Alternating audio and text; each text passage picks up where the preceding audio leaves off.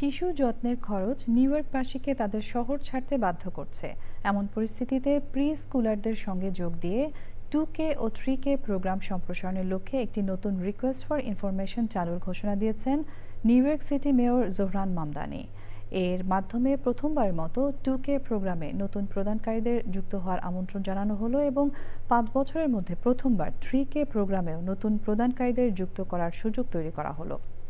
গত মাসে governor Kathy হোচুলের সঙ্গে যৌথভাবে 2K ঘোষণার পর এই পদক্ষেপকে গুরুত্বপূর্ণ অগ্রগতি হিসেবে দেখা হচ্ছে। প্রশাসনের পরিকল্পনা অনুযায়ী 3K সম্প্রসারণ এবং 2K আসন চালু করা হবে। 4 বছরের মধ্যে শহর জুড়ে সব আগ্রহী পরিবারকে শিশু পরিচর্যা সেবা দেওয়ার লক্ষ্য নেওয়া হয়েছে। আবেদন জমা দেওয়ার শেষ তারিখ নির্ধারণ করা হবে 19শে ফেব্রুয়ারি। শিশু পরিচর্যাকে আরও সহজলভ্য ও সাশ্রয়ী করতে এটি নিউ ইয়র্ক সিটির আরেকটি বড় পদক্ষেপ মনে করা হচ্ছে।